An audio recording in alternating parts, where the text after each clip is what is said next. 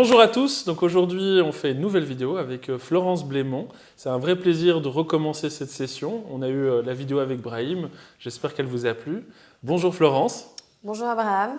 Voilà, donc merci d'avoir accepté cette interview. Pour rappel, on va commencer par la première partie qui est un petit peu de te découvrir pour les gens qui ne te connaissent pas. Ensuite, on aura donc les 3 conseils, les 3 meilleurs, parce qu'il y en a beaucoup des conseils qu'on peut donner pour réussir, en tout cas pour avoir la réussite que tu as eue déjà jusqu'à aujourd'hui. Il y en aura encore certainement d'autres.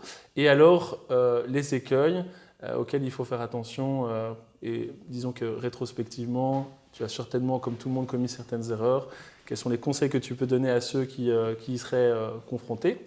Et on terminera par les habitudes que tu as. Donc voilà, dis-nous déjà un petit peu qui es-tu et que fais-tu? Alors peut-être tout d'abord, qu'est-ce que je fais?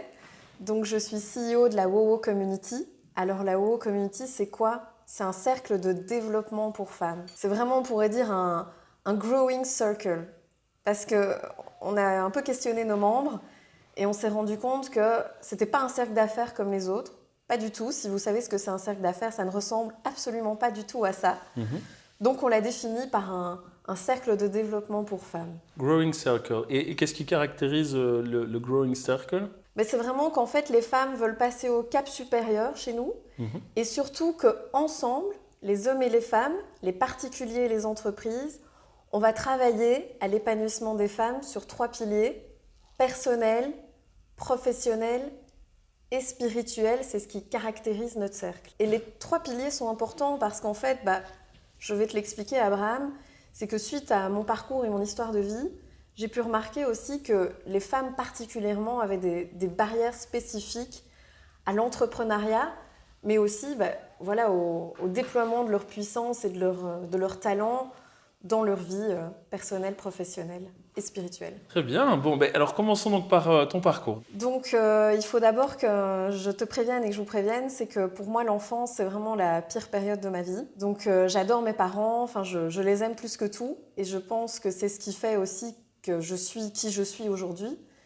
Mais ça a été pour moi une période assez pénible. Donc je ne vais pas donner beaucoup de détails, mais disons que du côté de mon père, c'est une famille très masculine et j'adore les hommes, d'ailleurs moi-même j'ai un fils. Mais disons que mon grand-père et mon père ont un caractère un peu macho. Ils vont se reconnaître en regardant la vidéo. Enfin, mon grand-père est malheureusement déjà parti. Mais cela a marqué mon enfance, entre autres. D'accord. Mes grands-parents aussi viennent de familles très humbles. Du côté de ma mère, c'était des immigrés italiens, de Sicile. Et entre les acrobates, les couturières et les miniers, c'était pas une famille de grands intellectuels. Donc, mes 2 grands-pères ont fait des études, ont voulu se hisser un petit peu dans ce chemin-là.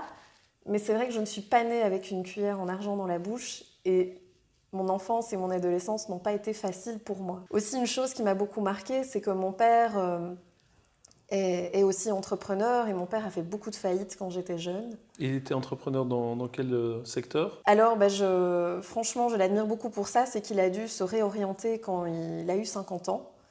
Parce que tout d'abord, il était dans le prêt-à-porter. Et donc, avec l'arrivée du just-in-time, avec la Turquie et le Maroc qui font des prix imbattables ici, produire des vêtements ou importer des vêtements pour les revendre en Belgique, c'était devenu une affaire qui n'était plus très rentable. Donc, j'ai étudié à Cato, qui était l'école dans laquelle avaient été mon grand-père et mon père. D'accord. Rue de l'Aurore?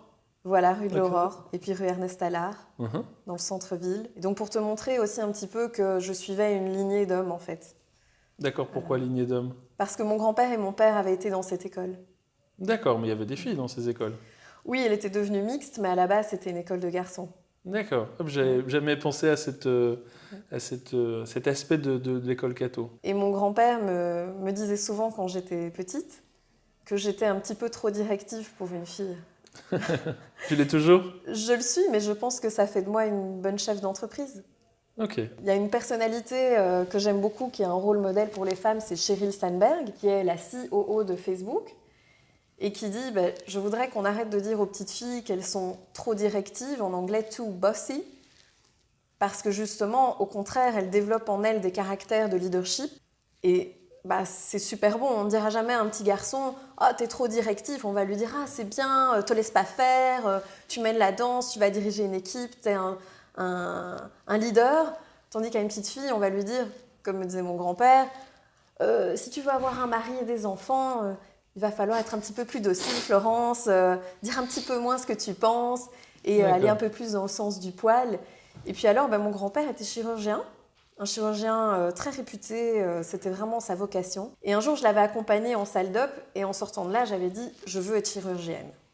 Et il avait dit « Florence, c'est un métier trop difficile pour une femme. Ce n'est pas un métier de femme parce qu'il faut se lever très tôt, parce que ce sont des horaires très compliqués et donc pas forcément conciliables avec la vie d'une femme au sens où il l'entendait. Mais bon, je ne suis pas fâchée ni en colère contre ces messages-là, en tout cas à l'époque, parce que mon grand-père est né en début 1900, donc il faut se remettre dans le contexte, je pense. Et puis ça m'a forgée. Je pense vraiment que tout ce qui ne te tue pas te rend fort et forte. Tu finis catho et ensuite ? Alors je finis catho et ensuite je ne sais pas très bien ce que je vais faire parce que à l'époque j'étais aussi très douée dans tout ce qui était artistique, comme le dessin, l'aquarelle, toutes les activités manuelles. J'avais gagné un prix décerné par le magazine Le Soir et donc j'ai été voir une conseillère en orientation. Mais disons que j'avais une idée bien précise dans ma tête, c'est que je voulais vraiment créer une entreprise et diriger une équipe. Ça m'a toujours drivé. Aussi, quelque chose que je pense qu'il est important de dire, c'est que en fait, je suis née enfant unique. Et c'est toujours quelque chose que je n'ai pas aimé vivre. Donc j'avais demandé à mes parents à l'époque de me faire un petit frère ou une petite sœur. La commande. Mais bon, malheureusement, ils n'ont pas pu. Il n'y avait pas tous les moyens qu'il y a aujourd'hui. Et aussi, ils avaient pensé à l'adoption et puis finalement, ça ne s'est pas fait. Mais c'est quelque chose dont j'ai souffert. Et je pense que le fait que j'ai repris la WoW Community, mais c'est pas un hasard. C'est souvent aussi parce que je me suis sentie seule et incomprise, que en fait, j'ai voulu fédérer des gens et mettre les gens en relation pour justement s'entraider, faire de l'énergie, pouvoir se faire grandir. C'est quelque chose aussi qui a marqué mon enfance. Donc, ça fait beaucoup, ça fait beaucoup. Oui, pas de souci. Mais catho, donc tu avais des aptitudes particulières dans le dessin et dans tout ce qui était artistique. Tu savais que tu voulais diriger des équipes. Hein, et là, quelle décision as-tu prise ? Donc j'ai pris finalement la décision d'étudier à l'ICHEC, qui est une école de commerce, donc sciences économiques et commerciales. Et j'ai choisi l'option marketing. Parce qu'à l'époque, c'était le temps où on regardait beaucoup la télé et les pubs. Et on ne pouvait pas zapper les pubs. Et en fait, je connaissais toutes les publicités par cœur.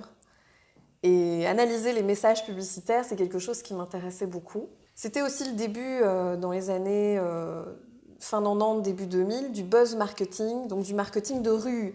Il n'y avait pas encore les réseaux sociaux, mais des marques comme Nike, Coca-Cola allaient dans la rue, faisaient des événements vraiment proches des consommateurs, proches des petites communautés, pour véhiculer un message proche et fort, vraiment natif, auprès de publics très ciblés. Et ça a été le sujet de mon mémoire. D'accord. Et donc le sujet de ton mémoire, c'était ? Le buzz marketing. Le buzz marketing, d'accord. Il y a une histoire aussi que je veux raconter qui a beaucoup marqué mon adolescence. C'est qu'en fait, mon oncle, donc du côté de mon père, a vraiment malheureusement été assassiné dans des conditions extrêmement atroces. Donc mon père a beaucoup souffert de ça, la famille de mon père aussi, parce que ça a été un événement très très douloureux, ça a duré des années. La douleur ou le procès, oui. Ah d'accord. Ça a été compliqué. Et donc du coup, aussi mon oncle à ce moment-là vivait chez nous, et il a laissé une caisse avec des bouquins, et il se trouve qu'apparemment il était en plein développement personnel. Et donc j'ai commencé à lire ces bouquins vers mes 14 ans. Et donc il y avait notamment l'auto-hypnose, l'analyse transactionnelle, ne vous noyez pas dans un verre d'eau, il y avait la méthode Coué. Et en fait, par exemple, pour étudier mes examens, je me servais de l'auto-hypnose. D'accord. Donc je faisais des exercices devant mes cours, ou dans mon lit avant de m'endormir, ou en me réveillant, afin de mieux me préparer aux sessions d'examen. Alors ensuite, donc à l'ICHEC, je sors de l'ICHEC à 21 ans. Je commence à travailler chez Ernst & Young, donc qui est une boîte d'audit où je fais du marketing stratégique. Et d'ailleurs, je tombe dans une équipe d'hommes. Je suis la seule femme dans une équipe d'hommes, ce qui n'est pas par hasard. Je crois d'ailleurs pas au hasard. Et bon, ça me plaît pas trop. En fait, je trouve pas mes marques. J'ai l'impression d'être dans une prison dorée. Alors c'est vrai qu'on est bien payé, mais je trouvais pas le sens de ce que je faisais au quotidien. Donc j'avais l'impression de prester, mais de ne pas être très utile et que ça correspondait pas à ce que j'avais vraiment dans les tripes. Donc je change vers Beiersdorf, donc qui fait notamment Nivea, Hansaplast, Labello. Et là, rebelote. Je me rends compte que le sens n'y est pas et qu'en fait, ça ne me correspond pas. Mais je fais de très belles rencontres qui, par la suite, vont pouvoir m'aider, justement. Et donc, je décide de me pencher, en fait, sur ma mission de vie. Je pense qu'à l'époque, j'ai 24 ans, il y a donc presque 10 ans, enfin un peu plus de 10 ans. Et je vais voir une coach qui s'appelle Isabelle Watts et qui a d'ailleurs écrit un livre par la suite, « Que veux-tu vraiment ?» pour savoir ce que je voulais vraiment faire de ma vie. Et il y a 3 projets qui en sortent. Et je décide de prendre congé de mon job, j'étais toujours chez Beiersdorf, pour explorer ces 3 voies. Et je vais dans l'école de coaching d'Isabelle Watts, et au bout d'un quart d'heure, j'ai les larmes aux yeux, je me dis ça y est, ça c'est mon truc, c'est ma place, je veux être coach. Et donc je me lance dans le coaching à ce moment-là. Qu'est-ce que ça a donné ? Alors, j'ai un caractère assez idéaliste, donc je pensais qu'il suffisait de mettre une plaque à l'avant de mon cabinet, et de me faire une page Facebook et un petit site internet et de dire « Voilà, j'existe, je suis coach, les clients vont venir à moi ». Mais pas du tout. Au début, j'ai mangé des pâtes et des œufs. Et ça a été des moments difficiles financièrement parce que je ne gagnais pas du tout ma vie. Et donc, j'ai aussi décidé... Tu étais déjà maman ? Non, pas encore. D'accord. Ça va arriver. Et donc, j'ai aussi décidé à ce moment-là d'étudier la psychanalyse à l'ULB en DESS. Et d'entamer moi-même... DESS, qu'est-ce que c'est ? C'est un post-master. D'accord. Et donc de passer moi-même aussi sur le divan. Donc j'ai fait moi-même une psychanalyse, ce qui a été pour moi quelque chose de révélateur. Ça a fini par fonctionner, le coaching, après avoir fait la psychanalyse et le BESS ? Alors j'ai mis au point un programme qui s'appelle le programme Héros, et donc qui était en 10 étapes. Qui étaient les 10 étapes en fait que j'avais remarquées, qui apparaissaient, on va dire, souvent, méthodologiquement, dans chaque session de coaching. Et j'avais trouvé un vocabulaire spécifique qui était plus adapté aussi, je trouvais, à l'être humain et aux gens, plutôt qu'aux théories freudiennes ou de coach, etc. Et donc, il y avait 10 étapes avec 10 vidéos, 10 PDF. Donc, la personne recevait ces étapes chez elle, par mail. Il y avait déjà un petit process d'automatisation. Et ensuite, on avait des sessions soit par Skype, soit en face à face, pour creuser dans ce programme et que la personne puisse savoir exactement ce qu'elle veut faire, quels sont ses objectifs, que justement, dans le programme, on a appelé des « je veux » et comment elle peut s'épanouir encore plus dans sa vie. Et donc ce programme-là a fonctionné ? Oui, ça a bien marché. Mais on sent qu'il arrive le mais. Disons que c'était... j'ai eu encore une étape difficile à ce moment-là, c'est que j'ai rencontré mon ex-mari et on s'est mis très vite en ménage, on s'est très vite mariés. Très vite, c'est quoi comme délai ? Au bout d'1 an et demi, on était mariés et j'étais enceinte. C'est rapide, oui. Oui. Enfin, ça dépend pour qui, évidemment. Mais, oui. Mais quand je suis passée de personne physique à société, c'était en février, il y a 7 ans. C'était en février, il y a 7 ans. 2012. Eh bien, quand je suis passée au guichet Partena, en fait, j'étais enceinte, mais je ne le savais pas encore.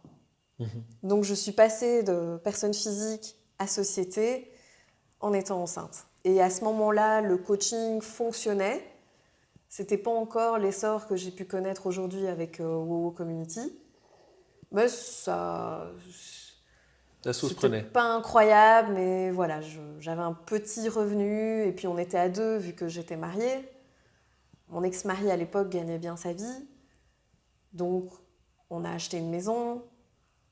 Le chien, le bébé, on va dire le schéma un petit peu plus traditionnel. Le package full. Ouais, Et donc, jusqu'au moment où tout s'est effondré. Effondré, tu veux expliquer ? Oui, bah oui, parce que je pense que ça pourrait sûrement aider d'autres personnes dans mon cas, autant des hommes que des femmes. C'est qu'en fait, bah voilà, quand on se marie et que tout va bien, on ne pense pas au pire, évidemment. Et bah, il se trouve que voilà, on n'était pas fait l'un pour l'autre, je pense. Ceci dit, j'ai vraiment beaucoup appris de mon divorce et de nouveau, comme avec mon enfance, je ne serais pas la même aujourd'hui si je n'avais pas vécu ça. Mais ça a été une période extrêmement difficile à traverser parce que donc on a dû se séparer. Notre fils avait 18 mois, donc c'est-à-dire bah, vraiment bas âge. Je pense que les parents savent à quel point c'est difficile parfois de supporter la fatigue qu'il y a dans ces moments-là. Sans blague. On venait d'emménager dans une nouvelle maison qui était encore un peu en travaux, donc très compliqué aussi. Et je venais de m'associer aussi au niveau boulot. Mon ex-mari venait de lancer une deuxième affaire qui n'allait pas du tout. Et nous, on ne s'entendait pas, donc c'était très compliqué. Et disons que du jour au lendemain, mon ex-mari a quitté le logement familial. Et je me suis retrouvée à devoir rembourser un emprunt hypothécaire qui, à la base, était pour lui, toute seule. Et à devoir assumer un enfant seul. Un enfant de 18 mois. Chaud. Très chaud. Donc, j'avais quelques économies, mais qui sont parties très vite en fumée. À force de payer les huissiers qui venaient pour l'affaire de mon ex-mari sonnaient à la porte. La crèche, des gardiennes de temps en temps parce que je bossais déjà plein temps. Et donc j'ai dû aussi prendre d'autres jobs. Et donc c'est comme ça que je me suis présentée dans un bureau d'Aoust Intérim pour faire de l'interim management 2 jours sur 5 à la Chambre du commerce, Bessy. D'accord. Et donc j'ai beaucoup maigri à cette époque-là, j'étais vraiment l'ombre de moi-même. Au tout début du divorce, je me souviens que j'avais vraiment...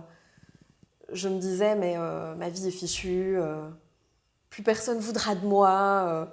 Que bon, il n'est pas question que quelqu'un veuille de vous, hein, on est bien d'accord, mais c'était les pensées qui me traversaient. Je me disais, qu'est-ce que je vais faire avec un enfant de 18 mois? Financièrement, j'arrive pas à assumer. J'étais vraiment perdue. J'avais même plus le goût de la nourriture, alors que bon, je suis quelqu'un de gourmand. J'aime bien manger un peu de chocolat, aller au restaurant. Et là, un simple repas, même mon plat préféré, ne me procurait plus trop de plaisir. Donc j'étais vraiment au bas de ma forme, quoi, au plus bas. Et donc c'est comme ça que je démarre une mission au Bessy, donc la Chambre du commerce, Ouais. tout en étant coach aussi sur le côté, 3 jours semaine. Et tu fais ça pendant combien de temps? Ça a duré 6 mois chez Bessy. Et je dirais au total, entre la séparation et le moment où j'ai lancé WoWo, 1 an. Je suis partie aux États-Unis parce que j'ai une famille de cœur là-bas, à San Diego, pour me ressourcer pendant l'été. Et là, j'ai vraiment pris le temps aussi de revenir à ce que je voulais vraiment. Il faut savoir que, on parlera des habitudes plus tard dans l'interview, j'ai un petit carnet dans lequel je note tous mes rêves, tous mes projets que j'ai envie d'accomplir un jour. J'ai toujours été attirée par la radio. Et souvent aussi, les gens me disaient déjà depuis petite que j'avais une voix assez radiophonique. Et donc, je me disais, quand j'étais sur la plage là-bas, que j'aimerais créer une émission radio. Et je voulais l'appeler Wonder Woman. Et donc, en rentrant au mois de septembre, j'ai contacté une radio, BXFM, et j'ai contacté le directeur, Philippe Sala.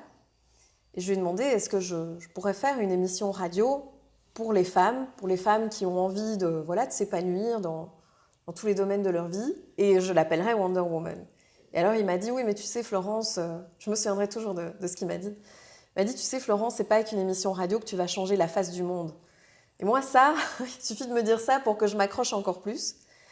Et je me suis dit, ok, mais comment est-ce qu'on peut changer alors les mentalités? Comment est-ce qu'on peut faire en sorte que les femmes prennent les choses en main et qu'elles travaillent plus, qu'elles s'investissent plus au niveau économique?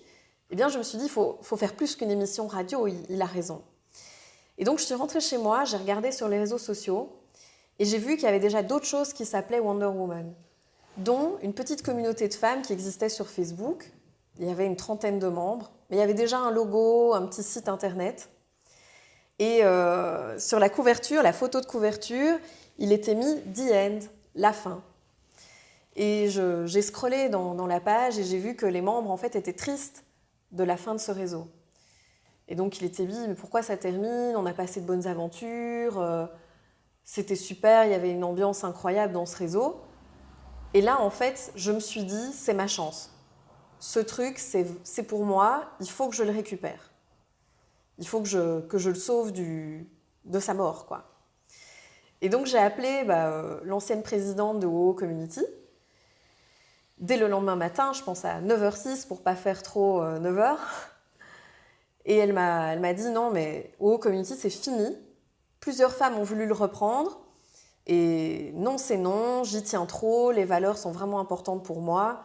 J'ai pas envie qu'on détruise mon bébé, je préfère qu'il finisse de sa belle mort. Donc je lui ai dit, mais écoute Nathalie, toi tu as travaillé pour ce réseau, tu as fait des choses. À l'époque, il y avait une rencontre une fois par mois. Mais bon, c'était déjà pas mal, il y avait un petit embryon en fait. Et je lui ai dit, voyons-nous, fais-moi une colonne de tes rentrées et une colonne de tes sorties. Et moi, je suis prête à le racheter. Tout travail mérite salaire, donc je ne vais pas le prendre comme un hobby. Moi, j'ai envie d'en faire une véritable activité économique. Et donc, on s'est vus. J'ai signé un papier comme quoi je respecterai toujours les valeurs de la WoW Community. Depuis, j'ai rajouté... Et quelles sont-elles, ces valeurs? Alors les valeurs, depuis, donc j'en ai rajouté quelques-unes avec l'équipe parce qu'on trouvait qu'il y en avait certaines qu'il fallait vraiment rajouter. Donc c'est le positivisme. Il y a plusieurs personnes qui critiquent les réseaux féminins parce que certains sont vindicatifs, victimisants. Et nous, on veut vraiment envoyer une information positive dans le sens où, par exemple, si les femmes sont payées 20% de moins, on estime que nous aussi, on peut faire quelque chose pour changer ça. On peut aller voir le patron ou la patronne pour demander une augmentation, qu'on peut peut-être plus s'investir dans les réunions, qu'on peut oser négocier ou se payer plus. Même les indépendantes se payent 20% de moins. C'est dingue, alors que c'est elles qui choisissent leur propre salaire. On estime que, du côté des femmes, il y a aussi des choses à faire, un mindset à créer, des choses à changer au niveau de la société. En fait, tout le monde est impliqué. Mais nous, ce qu'on veut, c'est, au lieu de se plaindre, inviter les gens à passer à l'action d'une manière proactive. Ok, donc positivisme. Positivisme, excellence, l'envie de s'améliorer, et pas dire « je suis comme je suis, ça ne changera pas », mais dire « j'ai un caractère à travailler et je veux m'améliorer et atteindre l'excellence ». Il y a aussi l'authenticité. Parler vrai, parler de manière directe et claire. Il y a le respect.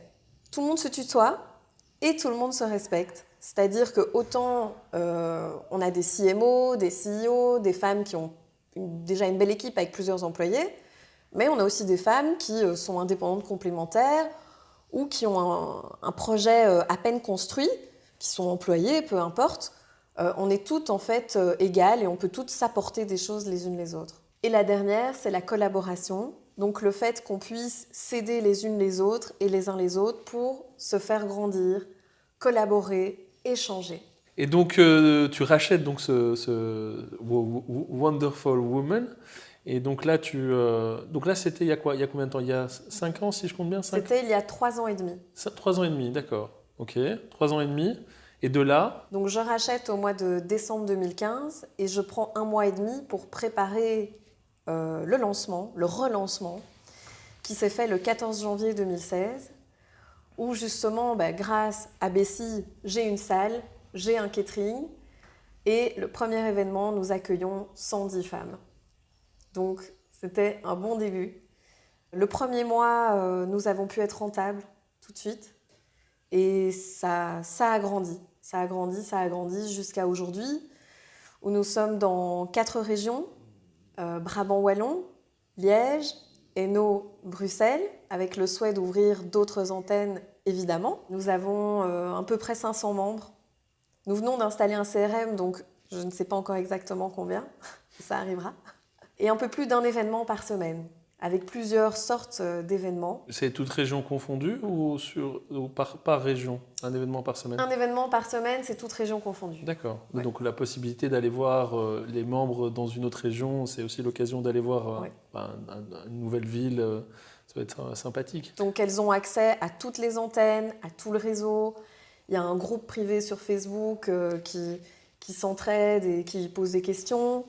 Il y a vraiment un échange très bienveillant en fait entre les WoW.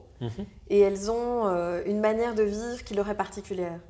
D'accord. Mais c'est quoi la mission en fait de cette plateforme? Alors, c'est Empower Women Together.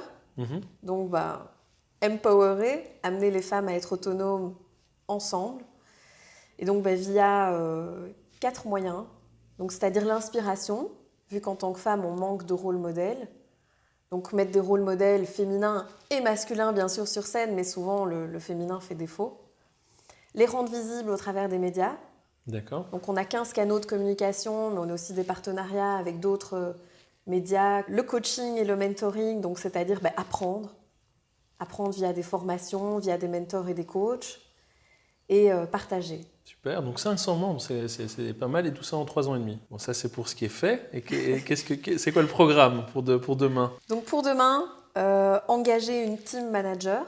Mhm. Donc pour le moment, dans la société, nous sommes 4 employés, avec des freelances évidemment, des hommes et des femmes. Je tiens à dire aussi qu'il y a quelque chose que j'aimerais vraiment beaucoup améliorer dans la société, c'est la conscience de la définition du féminisme. Souvent, quand je dis aux gens que je suis féministe, ils pensent en fait que je suis une femme enragée qui court seins nus au travers des rues en détestant les hommes et en râlant sur la société. Tu fais pas ça. Non, je ne fais pas ça. D'ailleurs, Pas encore. Voilà, j'aime les hommes, j'ai un compagnon, j'ai un fils, j'adore mon père, je travaille avec des hommes, et il y a même des hommes qui sont membres du réseau. Donc, je n'ai rien contre les hommes, au contraire, je suis avec les hommes, avec les blancs, avec les noirs, avec les handicapés. Je suis en fait pour le droit des êtres humains et celui des enfants peut-être encore plus protégé, mais en général pour le droit des êtres humains. Mais alors féministe, là où j'insiste et que j'aimerais que la population s'éduque, c'est que c'est pour l'égalité des droits hommes et femmes.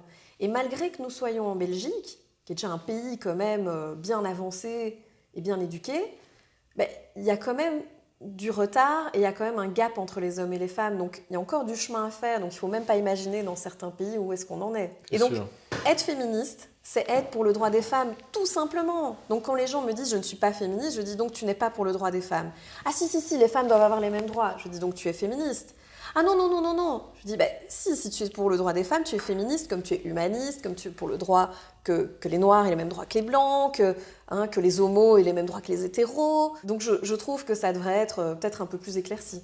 Écoute, en tout cas, là, c'est clarifié. Le message est lancé. Très bien. Et donc, engager une team manager, c'est ça? Donc, engager une team manager pour pouvoir vraiment suivre les antennes. D'accord. Ouvrir les antennes du côté néerlandophone. C'est très important pour moi de pouvoir le faire, et aussi hors de la Belgique. Et sur Namur, parce que pour le moment, on n'est pas sur Namur ni au Luxembourg, et il y a vraiment une demande de la part des femmes qui nous suivent d'ouvrir là-bas. Merci pour ce partage sur ton parcours. Donc maintenant, on arrive à la partie conseils. Donc si tu devais donner 3 conseils aux femmes, peut-être et aux hommes aussi d'ailleurs, mais qui veulent réussir leur projet, créer une communauté un peu comme toi, etc. Quels sont les 3 key points que tu pourrais leur donner? Alors, il y a quelque chose que je dis souvent, c'est de s'écouter en fait, d'écouter notre petite voix intérieure. C'est pas facile parce que parfois, quand on est dans une situation compliquée, ça semble flou. Et parfois, cette petite voix aussi est entravée par des messages, par des « on doit »,« il faut faire ci », qui viennent polluer en fait notre véritable voix intérieure, ce qui peut sortir de nos tripes en fait, de notre cœur, de ce qu'on veut vraiment. On a aussi, alors je ne parle pas du tout de Dieu et du diable ou de choses comme ça, mais on a parfois une petite voix diabolique, ou en tout cas qui nous tire vers le bas, et qui va dire, par exemple, moi personnellement, avant j'avais souvent une petite voix qui me disait « mais t'es pas capable de faire ça, tu es pas assez intelligente, ou tu travailles pas assez, ou tu n'as pas assez d'argent pour pouvoir lancer un projet ou l'autre ». Et en fait, le challenge intellectuel, c'est de se dire « ok, je me pose 2 minutes et je me fais l'avocat du diable ».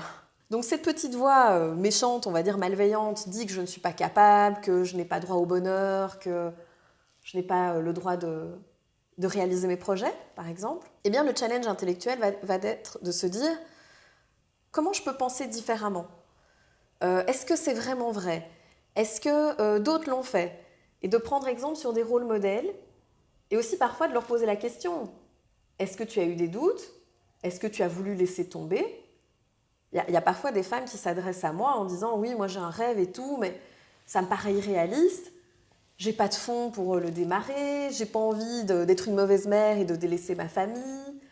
J'ai pas assez de networking, j'ai pas assez d'éducation ou de formation. » Et en fait, moi souvent ce que je leur dis, c'est que 1000 fois j'ai eu envie de laisser tomber WoWo Community.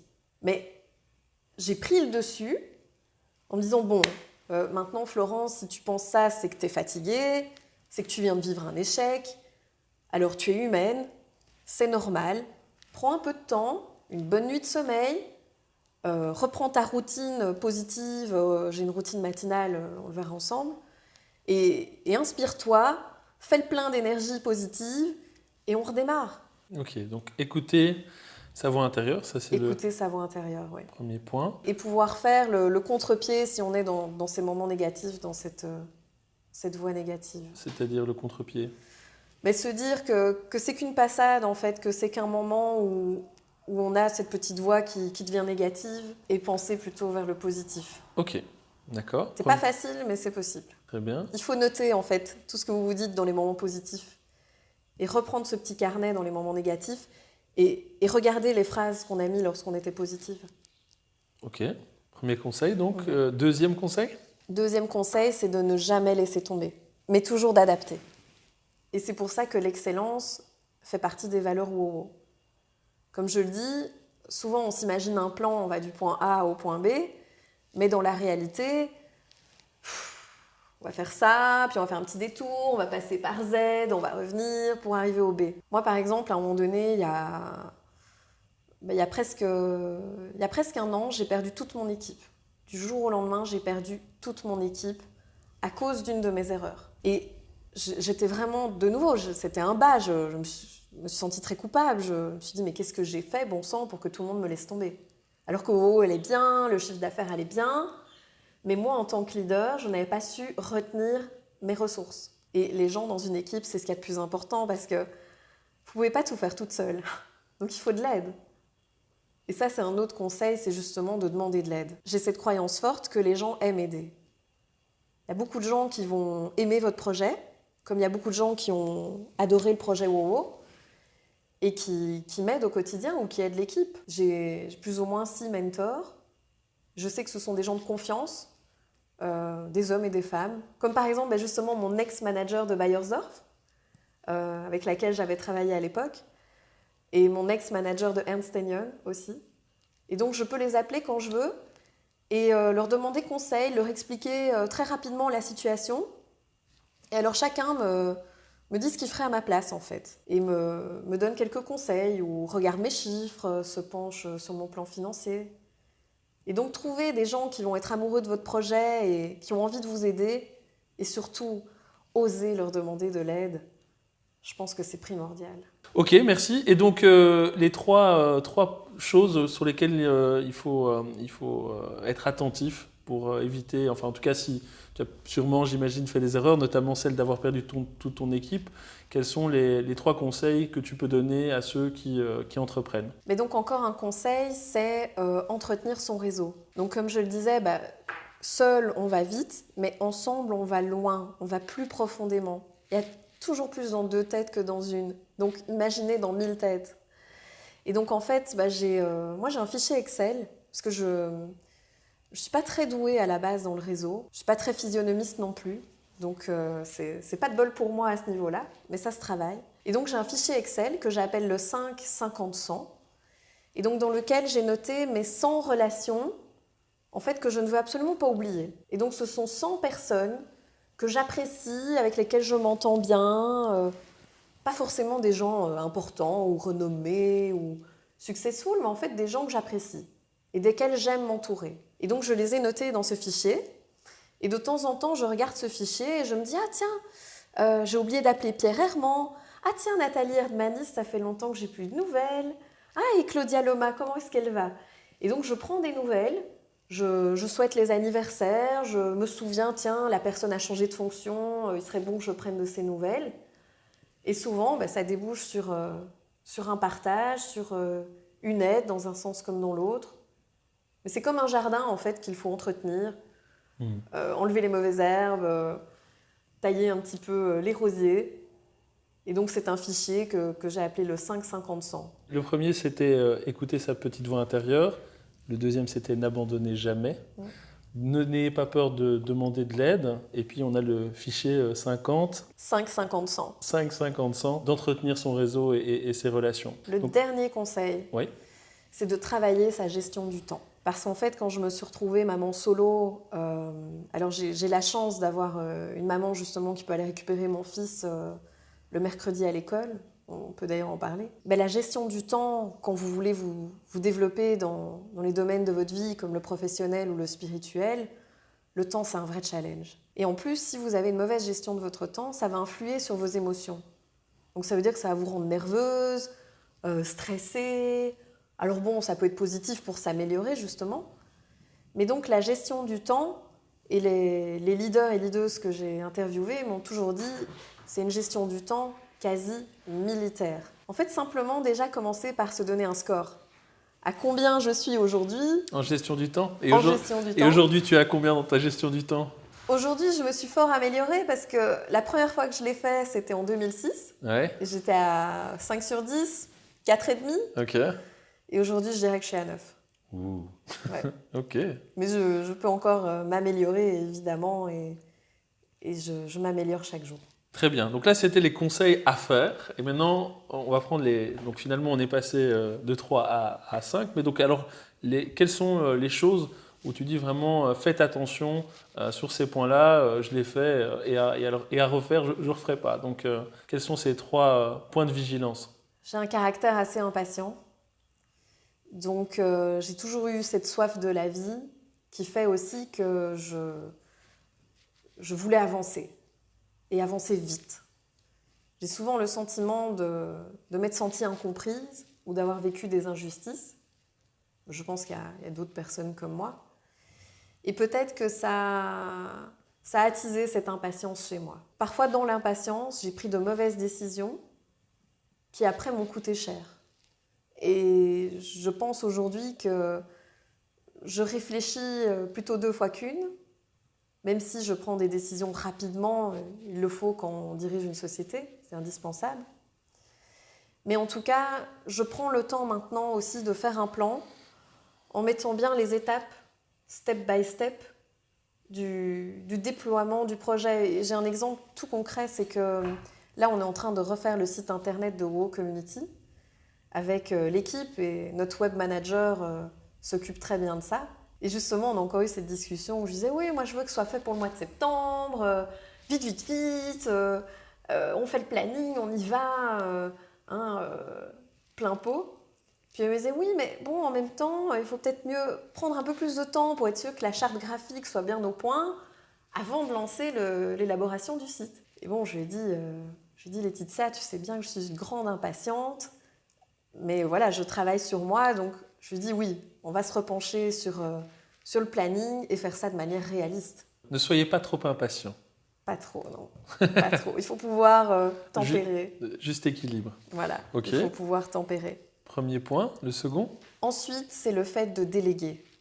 J'ai beaucoup voulu porter seule. Et je pense que c'est une erreur que beaucoup de personnes et beaucoup d'entrepreneurs font. C'est de se dire que tout est mieux fait par eux-mêmes ou que ça va coûter cher d'engager quelqu'un et de déléguer. Il y a une interview de Steve Jobs que j'aime beaucoup où il dit qu'en fait, il engage des gens qui sont meilleurs que lui et des gens qui savent ce qu'il faut faire. Il ne faut pas dire à quelqu'un ce qu'il doit faire. Il faut plutôt que lui nous apprenne comment il le fait et qu'il le fasse mieux que si nous, on devait le faire. Donc par exemple, si on reprend l'exemple du site internet, j'ai toujours refusé de faire un site internet moi-même. Ça prend beaucoup de temps. Je n'ai pas l'expertise de faire un site. Je préfère me concentrer sur ce que je sais faire bien et laisser ça à quelqu'un qui sera meilleur que moi. Et alors, pour l'embauche, aujourd'hui, il y a vraiment beaucoup d'aide à l'embauche grâce à tout ce que le gouvernement a fait et tous les lobbies ont fait. Aujourd'hui, le droit des indépendants et des employés sont presque égaux. Mais en tout cas, par exemple, le premier employé, c'est 0 cotisation sociale. Donc, ce qui fait qu'on peut vraiment embaucher quelqu'un facilement. Ça ne coûte pas très cher. Et puis, il y a des subsides aussi à l'embauche. On peut l'engager en FPI, donc en contrat de formation. Il y a pas mal de formules très intéressantes. Et nous, c'est grâce au plan 0 Coti qu'on a pu engager notre premier employé il y a presque un an. Un troisième conseil pour les choses à ne pas faire? Un troisième conseil, c'est de bien s'associer. En fait, les personnes desquelles vous vous entourez vont faire que vous allez travailler votre caractère aussi. Je pense qu'il n'y a pas de hasard. Peut-être que vous n'allez pas être d'accord avec moi, mais moi, je crois au karma. Je crois que tout a du sens et que ce que nous vivons se présente sur notre chemin pour que nous puissions nous améliorer. Et donc, j'ai fait une mauvaise association aussi. Enfin, mauvaise, en tout cas, elle m'a appris des choses, mais qui n'était pas idéal pour moi ni pour cette personne-là à ce moment-là. Et donc, c'est comme ça que j'ai perdu notamment mon équipe il y a un an. Et je crois que mon erreur a été d'être dans ce day-to-day, donc les tâches au jour le jour. J'étais tellement prise, tellement sous le flot de travail qu'en fait, je n'ai pas pris le temps d'écouter chaque personne. Je me souviens... de ce moment-là, c'était pas il y a un an, c'était il y a 2 ans. C'était en 2017, c'était septembre 2017. C'était le 15 septembre 2017. À ce moment-là, je ne faisais même pas de réunion d'équipe. Et aujourd'hui, on en fait une tous les lundis matins pendant 3 heures. Et aujourd'hui, le fonctionnement de l'équipe chez WoW Community est collaboratif et participatif. C'est-à-dire que je ne suis pas seule à prendre des décisions, que tout le monde y met du sien. On réfléchit sur des challenges, sur des erreurs, des points d'action pour améliorer. Et c'est tellement riche. Mais je ne peux même plus concevoir qu'à l'époque, je ne faisais pas de réunion d'équipe. Et donc, je comprends qu'elles se soient toutes barrées. Je les comprends à 100%. J'étais tellement le nez dans le volant que j'ai fait cette erreur de ne pas pouvoir prendre du recul, les écouter, leur demander qu'est-ce que tu vis, qu'est-ce qu'on peut faire pour améliorer ton travail. Mais bon, voilà, ça m'a appris beaucoup de choses. Okay. Je ne suis pas née manager, donc il a fallu que j'apprenne. Tes habitudes, alors tu as des petits rituels? Oui, alors j'ai des habitudes et je donne notamment des masterminds au sein de WoW. Je ne donne pas tous les masterminds, mais il y en a un que je donne moi-même et que je donne autant online qu'en présentiel parce que les gens l'apprécient beaucoup et qu'ils le demandent. Ce sont les 15 lois de la gestion du temps. Parce que justement, comme je te le disais, la gestion du temps, ça va conditionner nos émotions, la tonalité de la journée, la dynamique, l'énergie, la bonne énergie dans laquelle on est. Par rapport à ces habitudes-là, il y a des gens qui me disent « Oui, mais tu as une discipline tellement affûtée sur la gestion du temps que est-ce que c'est pas trop restrictif ?» Je dis « non, par exemple, tu te lèves, tu te brosses les dents, tu te mets du déodorant. Si tu oublies par mégarde de te mettre du déodorant, par exemple, pendant la journée, à un moment donné, pendant la journée, tu vas te dire « Ah zut, j'ai oublié !» Alors bon, tu vas dans ta voiture te mettre un déo de rechange ou quoi, mais je pense que ça devient tellement automatique qu'en fait, c'est des routines qui deviennent confortables et qui vont pouvoir justement t'améliorer et te donner un plus dans ton quotidien. Et donc, une de mes routines, c'est le Miracle Morning. Le fameux livre de Hal Elrod, ouais, qui est en plus, au niveau marketing, une perle rare. Et Dieu sait que j'adore le marketing. Et donc, c'est le fait de pouvoir se lever plus tôt le matin, 1 heure en plus ou même 1h30 en plus, pour gagner un supplément de vie. Alors, si vous le faites tous les jours, vous gagnez 1 mois de vie sur les 12 mois de l'année. Je ne le fais pas tous les jours, je le fais 3 fois par semaine. Et donc 3 fois par semaine, je me lève à 5h45. Alors c'est un moment vraiment pour moi, parce que la maison est calme, le téléphone ne sonne pas, il n'y a pas de mail, et donc je peux vraiment me consacrer à mon inspiration, à travailler mon mental et mon énergie. Et donc qu'est-ce que je fais ? Eh bien, un autre de mes rituels, c'est le 5 minutes journal. Donc c'est un petit carnet dans lequel on note la date, il y a aussi une petite citation inspirante. On démarre par 3 gratitudes, donc c'est-à-dire 3 je suis reconnaissante pour. Par exemple, je suis reconnaissante de faire la vidéo avec Abraham, je suis reconnaissante d'avoir un métier que j'aime, d'avoir un fils en pleine santé, ce sont des exemples. Puis il y a 3 affirmations, donc 3 je suis. Et il y a aussi 3 choses qui feraient que la journée sera bonne. Donc par exemple, que j'ai un coup de fil d'une certaine personne, ou que la formation que je vais suivre aujourd'hui m'apprenne des choses. Donc ça prend 3 minutes. D'accord. Et le soir, il y a la même routine, mais sur des points différents. Il y a 2 choses qu'on a appréciées pendant la journée et qui se sont bien passées. Et puis, il y a une chose qu'on pourrait améliorer pour le lendemain. Et par exemple, une chose que j'ai pu constater et que j'ai améliorée ces derniers temps, c'est que le lundi, on a la réunion d'équipe pendant 3 heures et qu'en fait, un lundi, il y a 15 jours, j'avais mis beaucoup trop de réunions l'après-midi, ce qui fait que j'avais eu toute une journée avec que des réunions. Et ça, c'est vraiment le genre de choses qui, moi, peut me peser, parce que j'ai même pas pu regarder mes mails alors qu'on était un lundi. À la fin de la journée, j'étais vraiment exténuée. Quand j'ai récupéré mon fils, j'étais déjà fatiguée. Et après 20h30, j'avais encore un Skype, donc c'était trop. Et donc là, je l'avais noté dans mon 5 minutes journal en mettant le lundi, ne prendre que 2 réunions en plus de la réunion d'équipe. That's it, on va s'arrêter là. Et ce qui est chouette, c'est qu'on peut toujours revenir en arrière et regarder ce qu'on a pu constater et améliorer. Et alors, dans les habitudes aussi, c'est manger sainement. Par exemple, le matin, le petit déjeuner, pour moi, est salé. Alors, je ne dis pas que ça doit être les mêmes recettes, d'ailleurs, d'habitude ou de succès ou pour tout le monde, mais je pense que ce qui compte, c'est d'essayer la recette de votre succès et puis de pouvoir l'adapter. Si le gâteau est trop cuit, la fois d'après, on met le four un peu moins fort ou on met le gâteau un peu moins longtemps. Donc il faut adapter en fonction de vous. Mais en tout cas, moi, le sucré le matin, ça ne me convient pas. Et j'avais pu lire dans plusieurs livres de nutrition que ce n'était pas top au niveau du métabolisme.